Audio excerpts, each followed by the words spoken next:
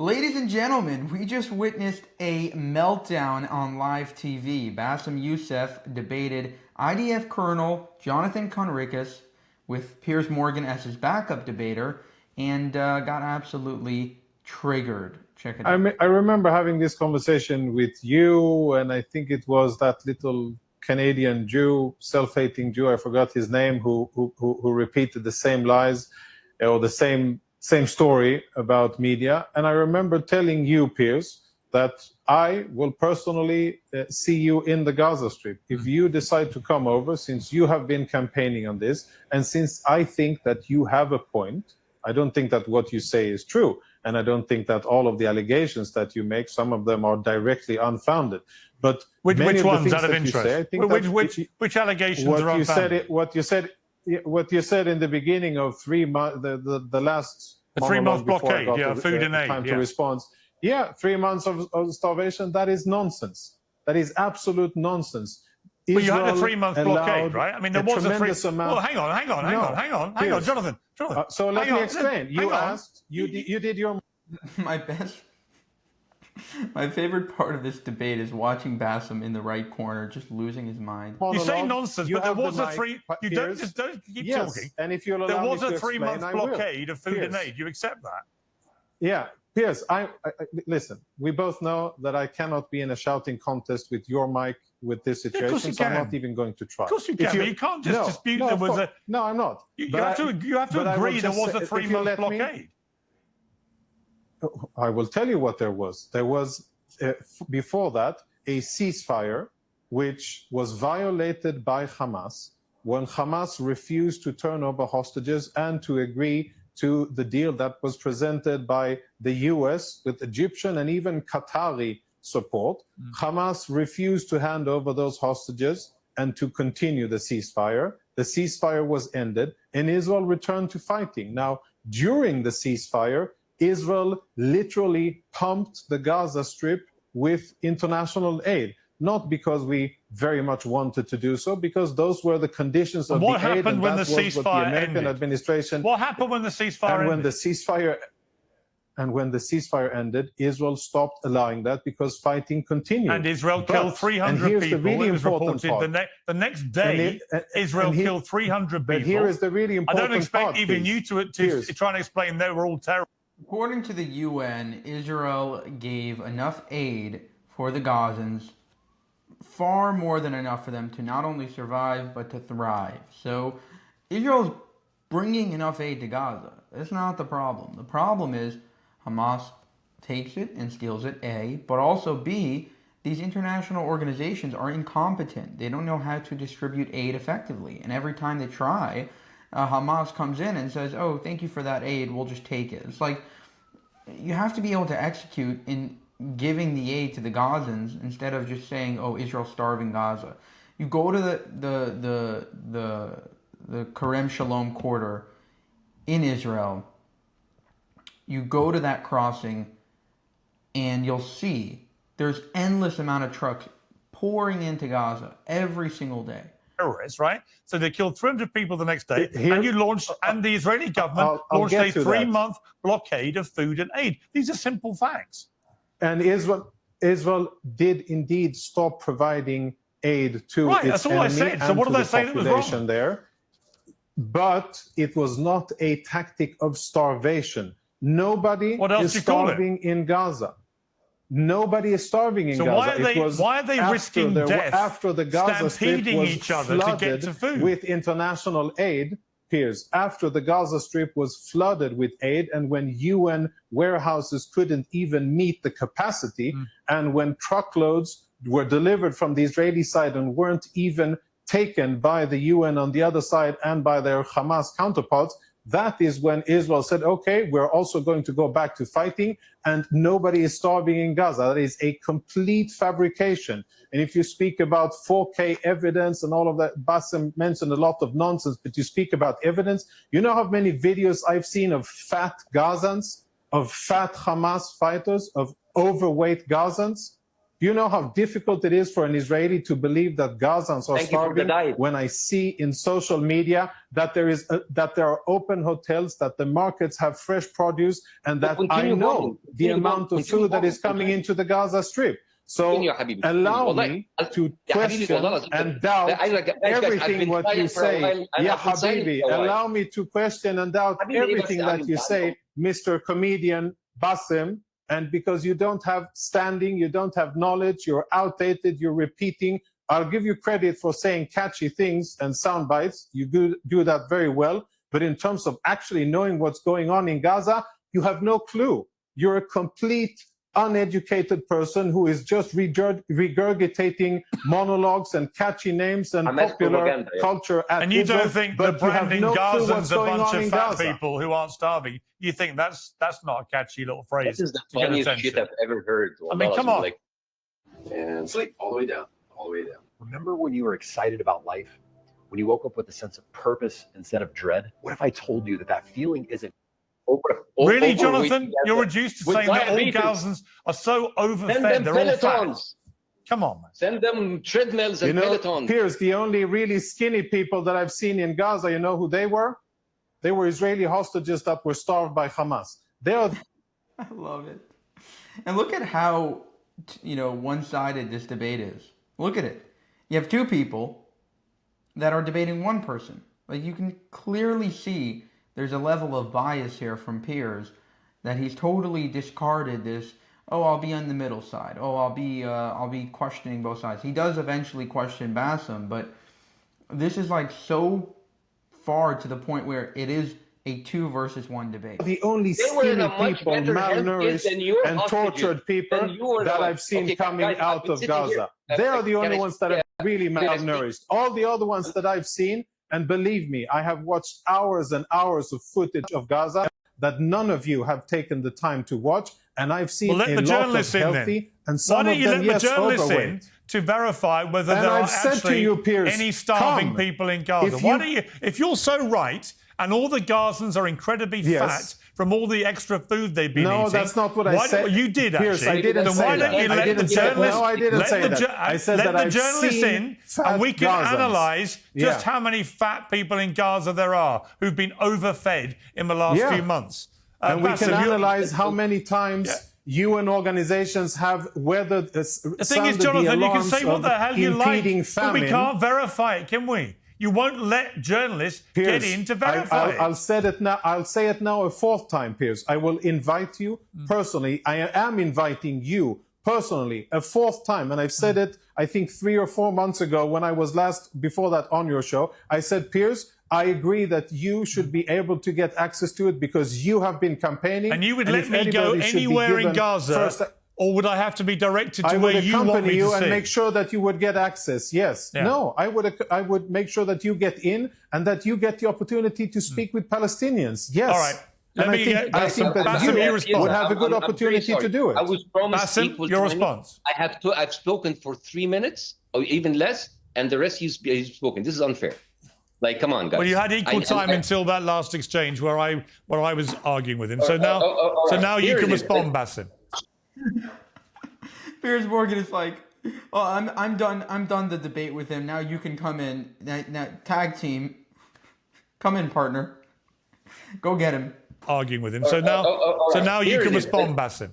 So first of all, Israel is known. They have broken more international laws than Diddy has violated young rappers. Right? This is bullshit. Right. This is the problem with debating with pathological liars than him. It's like trying to nail jelly to the wall. It's messy, it's pointless, and everybody watching knows that you're wasting your time. Pathological liars don't argue with you. They argue to exhaust you, right? The whole point is to drag you into pointless and a maze of circular logic that you either give up or you lose your temper, right? You present evidence, they question the source. You give them the sources are biased. You show them video footage, the footage is taken out of context. You give them the context, it's complicated. For them, truth is not a destination. Truth is a moving target, right? Everything can be always debated, including gravity, right? Reality for them is another opinion. War crimes becomes allegation, genocide becomes a conflict, dead children becomes casualties in a very sad, complex situation. Words have no meaning anymore, right? So they do all of that while maintaining this calm, reasonable demeanor, you know, like him. Funny, because I actually think that Bassem is describing the pro-Palestine movement. Like, that is exactly the pro... Yeah, facts don't matter, stats don't matter. The fact that in most wars, the combatant to civilian ratio is 9-1, and in this war, it's about 2-1. No, that doesn't matter. That's just completely, no. None of it matters because dead children. That's their entire argument, is emotional, emotional, emotional.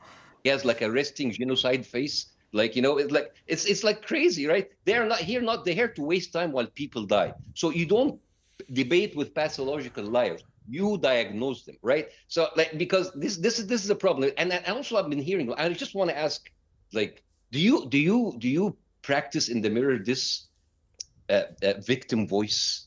Like, because you just sounded as if the most powerful nuclear power in the region are hiding under the bed like a small puppy. This is crazy. And also, let's talk about journalists. How many times Israel killed journalists? And then it's like, it didn't happen. It wasn't us. No, it was us. But it's an accident. Let's talk about journalists, Bassem. Yeah, let's talk about journalists, by all means. Don't interrupt me. Basha, don't interrupt me. Alas? Like, it's not us. Let's talk about journalists, indeed, about Hamas. Let's talk about journalists. Yeah, I'm shut up. I didn't interrupt you. Shut the fuck up. Alas? So anyways, like, you have like journalists. Don't tell me to shut the fuck up and don't... He is an angry little man. Use that language with me, Mr. And Bassem. They have... Don't use that language with me. Bad language and you're killing people. Malish, I'm so sorry if my language is hurting your feeling. Again, Malish, don't use that language with me. Try to keep it civilized. Do it for a second. Try to keep it civilized. Civilized. Okay, Habibi, mesh. المهم. Anyways, like, let's talk about journalists. Like, let's talk about journalists. How many times they kill journalists, right? And how many times they denied it, then say, like, it's Hamas. Like, it was not us. It was a mistake. Oh, we will investigate. And let's talk about journalists back. Let's talk about Asa Winstanley, a British journalist in London. His house was raided by British police for writing and exposing Israeli war crimes, for exposing their claims on October 7th, for exposing the rape hoax. He debunked the rape hoax. He exposed the Hannibal Directive. This is a guy sitting in London talking about a foreign country, and he was raided by British police.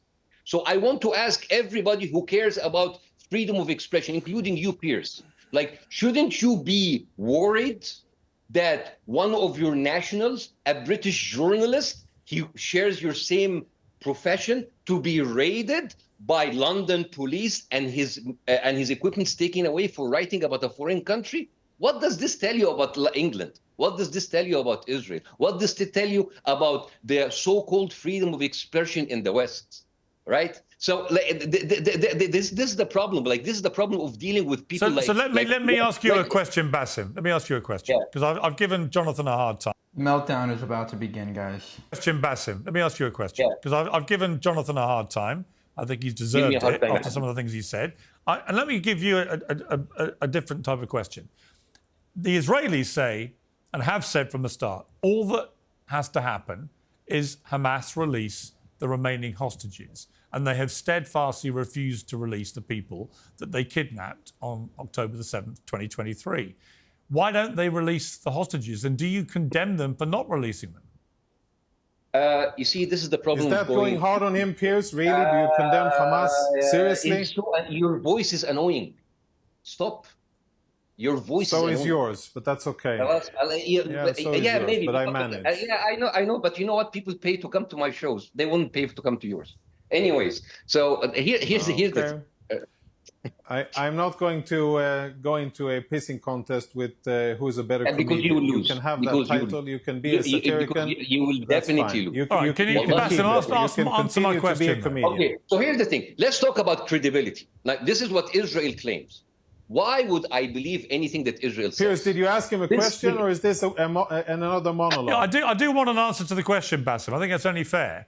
Right? I mean, it's a very straightforward question. I'm telling you, this is Israel claims. Why do I believe a liar? Israel has lost Israel has. Well, you don't dispute there are still hostages, do you? Or do you? Yeah. These negotiations have fallen many times within the government because people inside the Netanyahu government didn't went through. Yeah, but the question was simply, do you want Hamas to release the Israeli hostages? Very simple. You should be able to answer that. Instead, he goes on a whole rant about Israel and how Israel is terrible. Deflecting. Yeah, but that wasn't the question I asked you. You have testimonies from but hang on, Bassem, that wasn't the question I asked you. I simply said, why haven't they released the hostages? And do you... you can ask Hamas well, for hang this, on, because I'm not a Hamas let me representative. remind you, and do you condemn Hamas for not releasing them? Oh my God. Do you condemn Hamas? I actually feel for him here. I mean, Piers Morgan just has a script that he's given before every show. Do you condemn Israel? Do you condemn Hamas? Do you condemn October? Like, it gets to a point where you're just like, okay, Piers, calm down. Yes. I condemn Hamas. This is great. Even if they have hostages, even if Hamas was a vampire sucking baby's blood, what is happening there is not justifiable. You do not destroy a whole population. That's a different question. It's a different question. That's a different question. And I agree with you. By the way, Bassem, I actually agree with you, but my question is very simple. Bassem, I'm on your side. Bassem, I also hate Israel. Just answer the question. Should Hamas release the hostages, and does the fact they keep refusing to, do you condemn that? A simple question. Yes. Well, here's the thing. Hamas have agreed to, again, I'm not a Hamas representative. I cannot speak for them. But we all know that Hamas has agreed. And Israel comes. No. Israel has sabotaged this deal many times based on testimonies from inside the Israeli government and from the family of the hostages. Israel is the one that's been sabotaging this. But answer my questions. I am answering your questions. You're not. It's not that because Israel has sabotaged. Should they release the hostages, and do you condemn them for not releasing them? Of course they should. And do you condemn them for taking the hostages and not releasing them? I condemn Hamas for not releasing the country, and I condemn Israel for keeping more than 25,000 hostages in Israel. People that are blowing up buses and then go to prison are not hostages. This is the problem with these people. They call the LA riots a protest. There are literally protesters taking bricks and chucking it into police cars, destroying and throwing bricks and fireworks at policemen and at the National Guard. And then they call them, oh, it's just peaceful protest, guys, just a peace. Like, the people that are in Israeli jails for blowing up buses and attacking Israeli soldiers, those aren't hostages. They're people that committed crimes. And when you live in a country that is civilized, generally you go to jail when you commit a crime. Half of them is women and children, right? And the thing is, again, let me go back to my point. Credibility. Israel has lied many times. You have the Prime Minister of Israel, Benjamin Netanyahu, went in front of the UN right before they bombed Lebanon. And he said every house in South Lebanon, in their kitchen, in their garage, harbors a missile for Hezbollah. If this is not comedy, what is this? How can you believe someone who said something that... Have you been to southern Lebanon? And he said... Have you been there? Do you know anything about it? No, yeah, of course, don't say that. Have you been there? Do you know anything about it? Out of the three of us, I'm actually the only guy who's been there. You haven't been there. You don't know about it. I'm quite sure that you haven't seen intelligence about Hezbollah operations. And I'm quite sure that Piers hasn't either. I can tell you that I've seen it with my own eyes. Yes, I have seen tunnels underneath houses in Lebanon. I have seen houses that Hezbollah used for military purposes. And when you speak about lying, well, at least you should have something to back up your claims. You're saying nonsense. You don't know what you're talking about. You're cheap TV talk. Can you not? Don't talk over each other, Jonathan. There's no point. Let Bassem finish and then respond. It's fine. Shut the fuck up. All right, finish your point, Bassem, and let Jonathan respond. That's a fragile, always deeply hurt state. While they're doing that while holding the gun. Israel is what happens when you give a very advanced military to a Karen. Actually, he looks like a Karen. He looks like the male Scandinavian version of a Karen. Actually, he looks like he swallowed the Karen. But Israel is the only place where you can bulldoze a house and then sue you for scratching the tent. But dude, everybody knows that you're lying. Your neighbor knows that you're lying. Your barista knows you're lying. Even your GPS avoids your house because of this thing that comes from your vicinity. Everybody knows you're lying. Well, I would say this. All right, let me jump in. Pathologically lying. Okay, let me put it this way. You know what, Jonathan?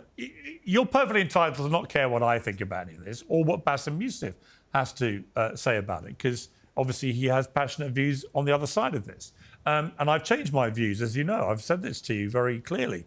But I'm not the only one. What would concern me right now, if I was Israeli, or Jewish actually, is if I read Thomas Friedman's column, which was very powerful, and I urge people to read it today on the New York Times website.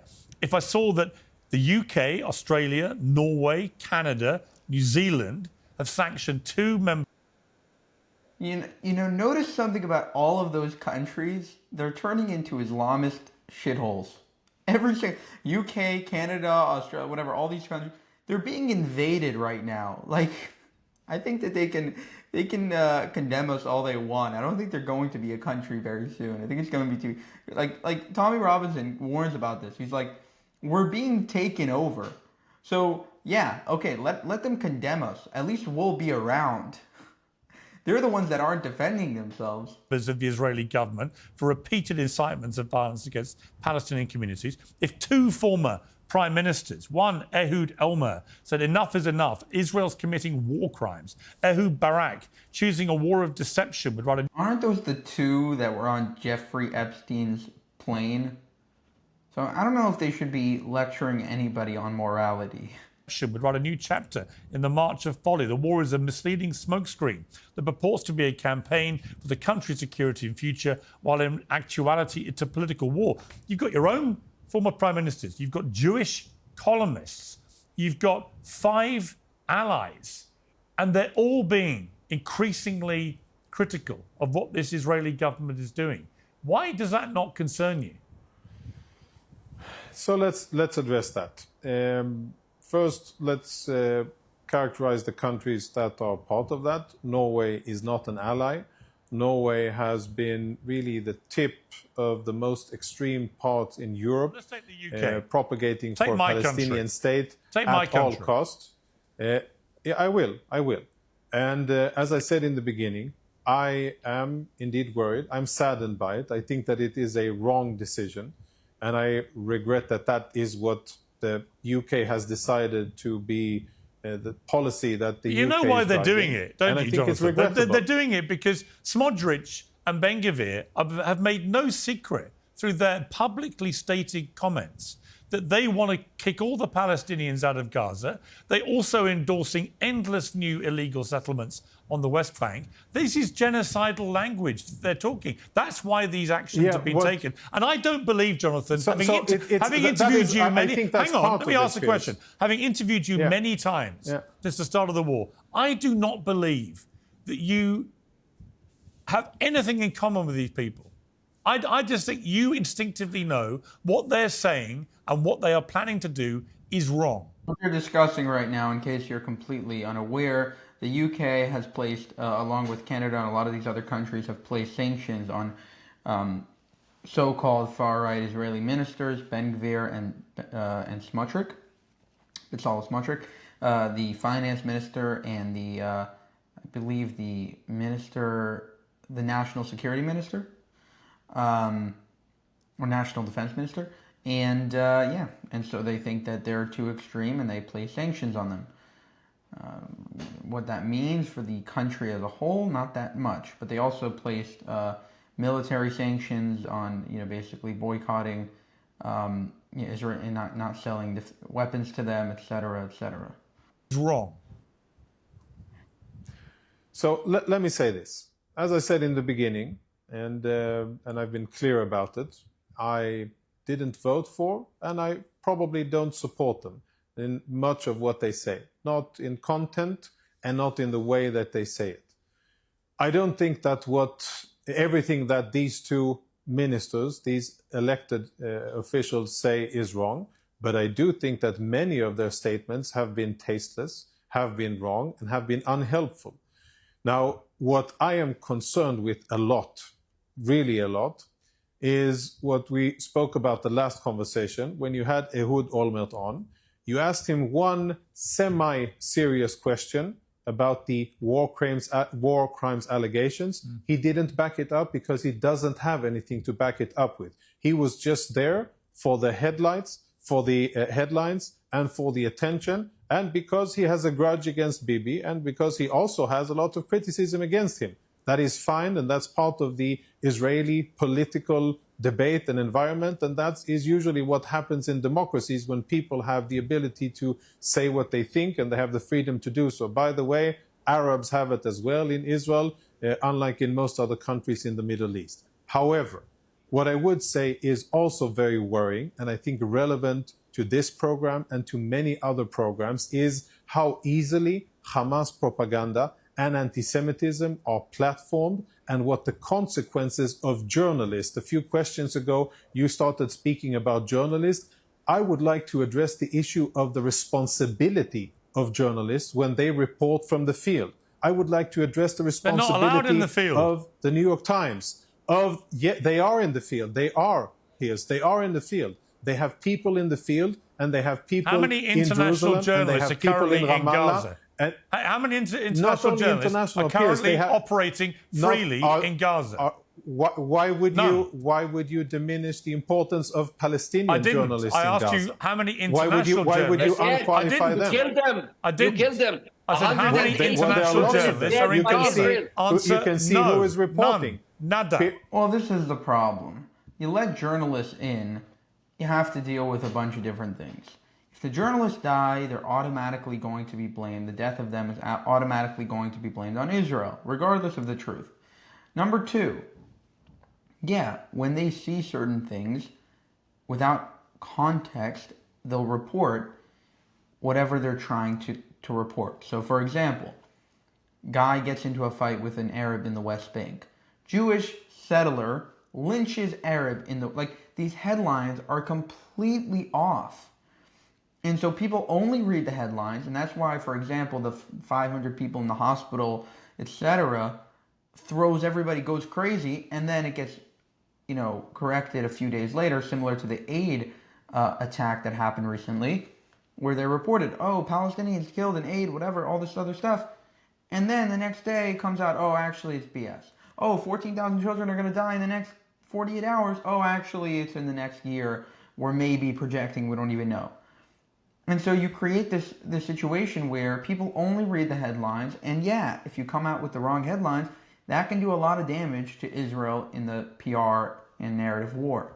Yeah, you can see who is reporting. All of the major networks are reporting from Gaza. If you don't like the reporting from Gaza, then let international journalists in. But you won't. And there's only one reason you won't. Because you don't want journalists. You don't want journalists to actually report what's happening. Piers, you would rather smear all Palestinian journalists and as we Hamas. are in agreement. Piers, we have covered it, and I have already said that we are in agreement that you and I have said to Israeli counterparts of media that I think we should allow journalists in. We have said that, and I think you don't need to use it every time I start to make an argument of something that is remotely and you inconvenient. keep questioning the integrity of Palestinian journalists who are getting killed in large numbers, record numbers, in fact. But you won't let the...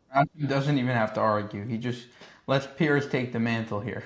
And I will continue to do that, Piers. Yes, and I will continue to question the veracity But that's very easy to do, isn't it? Palestinian so easy to smear Palestinian journalists who are dying in large numbers because you won't let any other journalists in. So you say all the ones that are there are pro-Hamas. Piers, you smear there is a them lot all. of reporting from Gaza. There is a lot of reporting from Gaza, and really, I think, it's fine that you have a point to make, but you cannot say that every time I open my mouth and I speak about press coverage or falsifying reality or repeating Hamas propaganda, that cannot be the answer that you use each and every time that I make a point about reporting and responsibility of journalists and editors. It is It cannot be. I can, Jonathan. I'll tell you why I can. No, it cannot Let be. me answer. No, I'll tell you why I can. You can do everything. I'll tell you why I can. But at the end of the day, I think responsibility goes both ways. Let me answer you. Yeah. I have to, chime in here. I don't think that this debate is going anywhere, but I actually do agree. Israel has to stop with this. We're better than them. No. They want to take out our country. We are ensuring that doesn't happen. In the process, bad things are going to happen. You invited this war, you effed around, and now you're finding out. So don't celebrate when we're attacked and then cry when we're returning the favor. That is my position. I don't think Israel has to go above and beyond and pretend that we're holier than thou. We need to be very clear. We have no tolerance for people that attack us. If an Arab country was attacked in this way, you can bet your life they would not tolerate it at all. And they wouldn't ask the media for permission. They wouldn't let in any journalists. They wouldn't try to debate it on the world stage. We don't need to debate on the world stage. We don't need these interactions. We don't need it. At the end of the day, just say, this is what we're doing. Sorry. Let them label us as a pariah. Let them say that we're terrible. Fine, whatever. And then going forward, we won't be held to account at a higher standard than Hamas. There's no Hamas representative going on Piers Morgan or Hamas soldier going on Piers Morgan and getting grilled. Doesn't happen. Because people just expect them to be bad. And so we can just say, listen, our enemies are Hamas savages. We're trying to destroy them. We're not interested in all your lectures about morality and double standards and not killing terrorists when there are civilians and human shields in front of them. That's that. For more, subscribe to the channel. If you want to help us make more of these videos, you can go to buymeacoffee.com/JewishUncensored. You can also go to our channel memberships page and join there as well. Thank you for watching and have a good one.